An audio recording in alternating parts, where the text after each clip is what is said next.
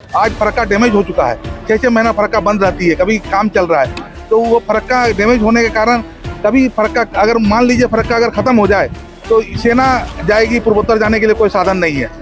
सेना के जाने के लिए एकमात्र साधन फरक्का है, तो उसका अल्टरनेट उपाय सुरक्षा की दृष्टि से भी राजमहल को देखा।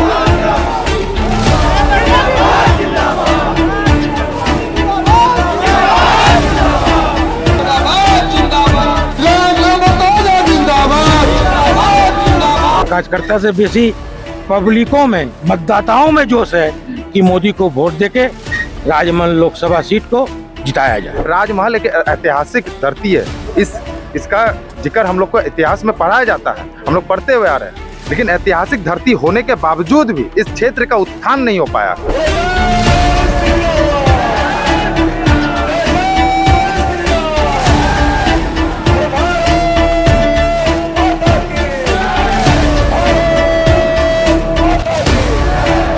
हॉस्पिटल में डॉक्टर की बहुत कमी है। अगर आज हॉस्पिटल टाइट कर दें तो यहाँ जो आता है, अगर छोटा सा भी कट के आता है तो उसको तुरंत रेफर कर दिया जाता है। और ये मुद्दा होता है कि फिर हम लोग को अगर कोई बड़ा एक्सीडेंट हो जाता है तो हम लोग को उस पार ले जाने में बहुत बड़ा समस्या होता है। इसीलिए हम लोग को मांग है कि हम लोग को राजमहल से मानिकचक गंगा पुल बनाया जाए, यही हम लोग का मुद्दा है। लोबिन हेम्ब्रम वो जेएमएम के कद्दावर नेता है, वो सच को सच और झूठ को झूठ करने में उनको समय नहीं लगता। वो निर्दलीय खड़ा हो गया है, इसका मतलब कहीं ना कहीं कोई तो बात है।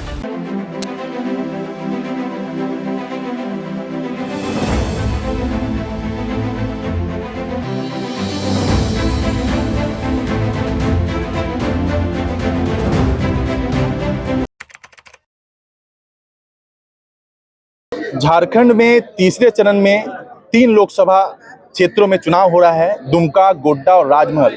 हम लोग राजमहल में हैं, हमारे साथ बहुत सारे कार्यकर्ता हैं। आज प्रोग्राम हो रहा है, मध्य प्रदेश के मुख्यमंत्री मोहन यादव यहाँ आने वाले हैं। बातें करते हैं क्या समीकरण तैयार हो रहा है, क्या लग रहा है इस बार राजमहल क्षेत्र में क्या कुछ होने वाला है? इस बार राजमहल क्षेत्र में भाजपा लीड करेगी, इसलिए कि आपके जो वर्तमान सांसद है विजय हंसदा, वो उनको 2 बार चांस दिया गया और वो 2 बार जनता के बीच आए तक नहीं। और ये स्थिति है कि आज सड़क की स्थिति जर्जर है। आज हमारे यहाँ गंगा पुल के लिए हम लोग प्रयासरत हैं, 20 साल से आंदोलन चल रही है, लेकिन अब तक इस पर कोई पहल नहीं किया गया, ना ही सांसद की ओर से कोई उस पर पहल की गई। हम लोग चाहते हैं कि मेरा नया सांसद जीते ताला मंडी, तो हमारे राजमहल से मानिकचक के बीच गंगा पुल का वो लोकसभा में क्वेश्चन उठाएंगे और हो सकता है कि हमारी मांग पूर्ण हो जाए। इसलिए कि झारखंड में कहीं 2 ही जगह गंगा बहती है, राजमहल और साहेबगंज में पुल बन चुका है, अब राजमहल में पुल बनेगी। इसलिए कि ये पुल की समस्या बहुत पुरानी है, आज से बहुत पहले जो है ये पुल का बात हुई थी, उस समय विनोदानंद झा मुख्यमंत्री थे और विधान चंद्र राय, तो उस पुल को फरक्का उसने उठा के लेके चला गया। इसलिए उठा के लेके चला गया, विनोदानंद झा ने कहा, जब उसे कहा गया केंद्र से कि 25% आपको देना है, 25% बंगाल देगी और 50% भारत सरकार देगी, इसलिए उसमें रेल जाएगी। लेकिन विनोदानंद झा ने अपना खजाना चेक करना स्टार्ट किया और कहा कि मेरा खजाना काफी चला जाएगा, इसलिए मुझे संभव नहीं है। लेकिन विधान चंद्र राय ने उसमें एक चाल खेल दिया, उसने कहा कि ठीक है मैं 50% पुल का पैसा दूंगा, लेकिन पुल हमारे क्षेत्र में होना चाहिए। वो फरक्का लेके चला गया और जब वो पुल का काम केंद्र का पैसा से स्टार्ट करा दिया तो आधा पुल के काम होने के बाद काम बंद हो गया। उसके बाद जब केंद्र ने उसे पूछा कि काम क्यों बंद है, पैसा लगाओ, तो उसने कहा मेरे पास पैसे नहीं है। बंगाली ने दिमाग से चला के किया और वो पुल लास्ट में केंद्र को बनाना पड़ा, इसलिए उसमें रेल जुड़ा हुआ था। और आप कह रहे हैं कि राजमहल गंगा पुल ये काफी पुरानी मांग है, क्या उम्मीद है कि ताला मंडी के आने से हो जाएगा? केंद्र में सरकार भारतीय जनता पार्टी की थी, आपके लोकल विधायक भारतीय जनता पार्टी से थे, राज्य में सरकार भारतीय जनता पार्टी की थी, इसके बावजूद पुल नहीं बना। फिर इसके बाद क्या आशंका है कि ताला मंडी जीतने के बाद ये पुल की जो पुरानी मांग है वो पूरी हो जाएगी? इसलिए कि हमारे जो पथ परिवहन मंत्री है नितिन गडकरी जी, वो खुलकर बोल चुका है कि जितने पैसे चाहिए मैं देने को तैयार हूँ, आप उसका बजट बनाओ, आप उसका डीपीआर बनाओ और मुझे भेजो। लेकिन यहाँ राजनीतिक कमी के कारण कहा जाए कि सांसद ने कभी आवाज नहीं उठाया, ना ही सरकार की ओर से कभी डीपीआर बनाया गया। अगर सांसद आवाज उठाता तो हमें पूर्ण उम्मीद है कि राजमहल में पुल बनता है। इसलिए ये पुल रक्षा की दृष्टि से भी बहुत जरूरी है। आज फरक्का डैमेज हो चुका है, 6-6 महीना फरक्का बंद रहती है, कभी काम चल रहा है, तो वो फरक्का डैमेज होने के कारण कभी फरक्का अगर मान लीजिए फरक्का अगर खत्म हो जाए तो सेना जाएगी, पूर्वोत्तर जाने के लिए कोई साधन नहीं है। सेना के जाने के लिए एकमात्र साधन फरक्का है, तो उसका अल्टरनेट उपाय सुरक्षा की दृष्टि से भी राजमहल को देखा जा रहा है। कौन सा समीकरण तैयार हो रहा है? 2014 में मोदी लहर थी, 2019 में भी मोदी लहर ही थी। इस बार ऐसा क्या कुछ होने वाला है जो आपको लग रहा है कि जो भारतीय जनता पार्टी का जो उम्मीदवार है ताला मरांडी इस क्षेत्र से जीत जाएंगे? इसलिए कि हमारा उम्मीदवार बहुत साफ सुथरा उम्मीदवार है।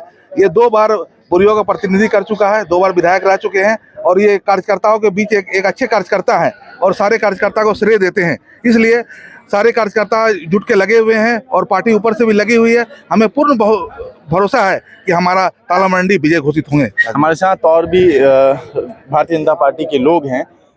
क्या लग रहा है इस बार जीत रहे हैं? एकदम जीत रहे हैं। हमारे कार्यकर्ता जोर शोर से लगे हुए हैं और कार्यकर्ता से बेसी पब्लिकों में, मतदाताओं में जोश है कि मोदी को वोट देके राजमहल लोकसभा सीट को जिताया जाए। कौन से मुद्दे हैं जिसके कारण आप लोग आश्वस्त हैं कि भारतीय जनता पार्टी जो है ये सीट निकाल रही है? हमारी केंद्र की सरकार घर घर अनाज दे रही है, महिलाओं के नाम से उज्ज्वला योजना के तहत गैस दे रही है, आपके वो जो आयुष्मान कार्ड दे रही है 5 लाख इलाज के लिए, हर घर पक्का का मकान दे रही है महिलाओं के लिए। हमारी सरकार जब थी रघुवर दास की तो 1 रुपये में महिलाओं के नाम से रजिस्ट्री होती थी।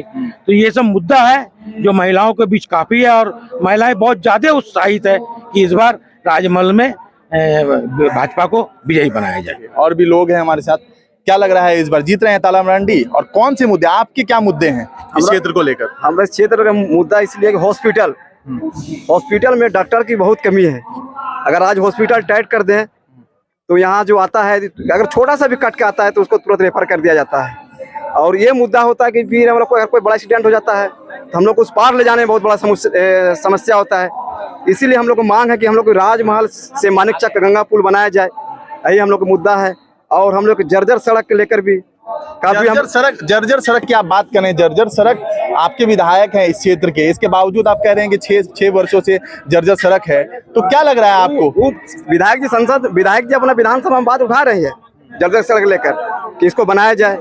और विजय हंसदा तो हम लोग पास 10 साल रह चुका है, एक बार भी राजमहल का सड़क को देखने का क्या हो रहा है, यहाँ की जनता क्या कुछ कर रहा है, कोई इसका निदान नहीं है। चलिए हमारे साथ एक युवा कार्यकर्ता हैं शेखर बर्मन, इधर आइए आप।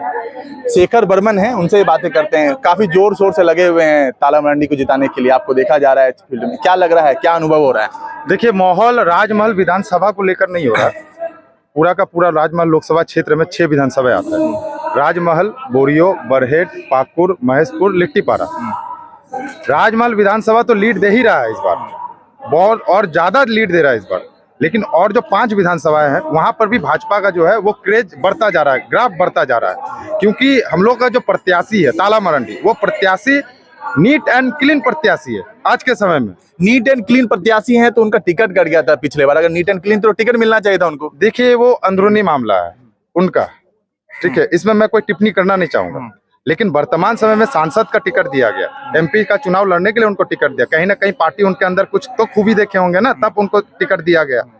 बस यही है, साफ सुथरा बेदाग छवि। 5 विधानसभा में आपके विधायक नहीं है, महागठबंधन के विधायक हैं, फिर भी आप कह रहे हैं लीड। कोई मुद्दा है क्या? किन मुद्दों पे आप लोग चुनाव लड़ रहे हैं? देखिए, वर्तमान समय में 10 वर्ष से मोदी लहर चलने के बाद भी इस क्षेत्र से जेएमएम और कांग्रेस की गठबंधन वाली सरकार प्रत्याशित विजय हंसदा जीतते हुए जा रहे हैं बस सांसद भवन तक। लेकिन पूरा का पूरा 10 साल में उन्होंने कहीं पर भी कोई भी काम नहीं किया है। धरातल पे उनका एक काम गिना दें तो फिर आदमी जो है उनका सपोर्ट करने चला जाए। एक भी काम नहीं, जहां पर भी जा रहे वो विरोध पे विरोध होता जा रहा है। हालांकि 5 का 5 विधानसभा में जनता जो है मूड बना चुकी है इस बार, ठीक है, मूड बना चुकी है कि भाजपा को इस बार पूर्ण रूप से बहुमत देना है और जिताना है। और साथ ही जो हम लोगों का जो मांग है इस क्षेत्र के लिए, राजमहल लोकसभा क्षेत्र में, देखिए हम लोग के बगल में गोड्डा लोकसभा है। गोड्डा लोकसभा में पिछले 10 वर्षों में हम लोग देख रहे किस रैपिड तरीके से काम हो रहा है। चाहे एयरपोर्ट को ले ले, चाहे एम्स जैसा हॉस्पिटल को ले ले, या फिर कॉलेज यूनिवर्सिटी को ले ले, चाहे पावर प्लांट को ले ले, ऐसा हर एक चीज जो है वहाँ पे वहाँ के सांसद जो है वर्तमान सांसद निशिकांत दुबे के द्वारा किया जा रहा है। तो हम लोग भी चाह रहे, राजमहल एक ऐतिहासिक धरती है, इसका जिक्र हम लोग को इतिहास में पढ़ाया जाता है, हम लोग पढ़ते हुए आ रहे हैं। लेकिन ऐतिहासिक धरती होने के बावजूद भी इस क्षेत्र का उत्थान नहीं हो पाया। आज गरीब जो है और गरीब होता जा रहा है और इसका कोई सॉल्यूशन नहीं निकाला जा रहा। सांसद को इस क्षेत्र के लिए काम करना था, उनको हॉस्पिटल जैसी बड़ी सुविधाएं देनी चाहिए थी। यहाँ तक कि इस क्षेत्र में इसी साहिबगंज जिले से यहाँ के जो वर्तमान पूर्व जो मुख्यमंत्री हेमंत सोरेन वो भी आते थे, लेकिन फिर भी इसके बाद भी इस क्षेत्र का उत्थान नहीं किया गया। तो सरकार तो राज्य सरकार, इससे पहले भी तो रघुवर दास की सरकार थी, तो रोजगार की आप बात कर रहे हैं, एक बहुत बड़ा मुद्दा है। बहुत बड़े पैमाने में इस क्षेत्र से लोग जो है पलायन कर जाते हैं, दूसरे क्षेत्र में जाते हैं। तो उस सरकार ने भी तो कोई काम नहीं किया, रोजगार का तो सृजन नहीं हो पाया। तो आप कैसे कह रहे हैं कि देखिए, पिछला सरकार जब भाजपा की जो थी, माननीय हम लोग को जो मुख्यमंत्री थे रघुवर दास जी ने एक मोमेंटम झारखंड के तौर पे एक इन्वेस्टर जो समिट जो है स्टार्ट कर चुका था। लैंड एक्विजिशन करना था, बड़े बड़ी फैक्ट्री को सेटअप करना था, गुजरात मॉडल पे चल रहे थे ये चीज, लेकिन तब तक विधानसभा चुनाव आता और वो हार जाता, तो कहीं ना कहीं काम ब्रेक लग गया। उनके समय में नियुक्तियां भी बहुत अच्छी होती थी, चाहे हर क्षेत्र में देख लें, नियुक्तियां भी अच्छी होती थी, जब पीएससी का भी एग्जाम होते रहता था। लेकिन वर्तमान समय में जिस प्रकार से सरकार की तरफ से जो घोटाला किया जा रहा है, हम लोग आए दिन देखते हैं टीवी के माध्यम से, कभी ग्रामीण विकास मंत्री पकड़ा जाते हैं, कभी हेमंत सोरेन जी के नाम का भ्रष्टाचार का ही निकलता है। तो कहीं ना कहीं ये बात कंफर्म है कि सरकार जो है वो भ्रष्टाचार कर रही है। मुख्य कारण क्या आपको लगता है कि आलमगीर आलम के जेल चले जाने से आप लोगों को फायदा मिल रहा है, या लोबिन हेम्ब्रम के निर्दलीय तौर पे मैदान में होने से? देखिए, क्या कारण? लोबिन हेम्ब्रम वो जेएमएम के कद्दावर नेता है, वो सच को सच और झूठ को झूठ करने में उनको समय नहीं लगता। वो निर्दलीय खड़ा हो गया है, इसका मतलब कहीं ना कहीं कोई तो बात है। उन्होंने क्या कहा कि विजय हांसदा 10 साल से यहाँ के जनता, ऐसा ऐसा गांव है जहाँ पे विजय हांसदा अपना शकल तक नहीं दिखाया, उस जगह से निकला भी नहीं है, उस जगह का रोड से लेकर सब चीज खराब है। हम लोग जाते हैं, हम लोग देखते हैं उस चीज को। तो लोबिन जी का यही कहना था कि आप इस क्षेत्र से फ्रेश कैंडिडेट दे दीजिए, नहीं खड़ा होंगे, लेकिन पार्टी जो है फिर भी उनको टिकट दिया, जिसके कारण गुस्सा और खोफ उनके प्रति, इसलिए लोबिन जी खड़ा हो गए। और जहां तक आलमगीर आलम जी का बात है, आलमगीर आलम जो है वो उनका जो भ्रष्टाचार का जो अभी जो हम लोगों ने देखा, इससे कहीं ना कहीं उनकी पार्टी को बहुत छवि डैमेज होगा, क्योंकि गरीब आज अनाज के लिए मर रही है, रोजगार के लिए मर रही है, और यहाँ पे कमीशन चला जा रहा है। तो कहीं ना कहीं ये सब मुद्दाएं हैं, और मेन मुद्दा जो है इस बार हम लोग टारगेट करके चल रहे हैं कि इस बार अगर भारतीय जनता पार्टी का यहाँ से एमपी अगर चुन के जाते हैं संसद भवन तक, तो निश्चित रूप से इस क्षेत्र का ही पूरे के पूरे 6 विधानसभा क्षेत्र का एक विकास होगा, चाहे हॉस्पिटल के दृष्टिकोण से देखें या फिर किसी और प्रकार के दृष्टिकोण से देखें। हम लोगों का कोई बहुत ज्यादा बड़ा मांग नहीं है कि इंडस्ट्रियल ऐसा कुछ, हम लोग का ऐसा बहुत बड़ा मांग नहीं है। हम लोग का मांग एक ही है कि एम्स जैसा हॉस्पिटल हम लोग इस क्षेत्र में भी लगे, साहिबगंज जिले या पाकुड़ जिला के कहीं बीचों बीच एक जगह एम्स भी लगे, और गंगा पुल तो है ही है। और उसके बाद जो है, हमारे साथ भाजपा के लोग थे, उनसे बातें किया हमने, और 1 तारीख को इस क्षेत्र में वोटिंग होना है। जो भी रिजल्ट होगा वो 4 तारीख को पता चल जाएगा। जोहार।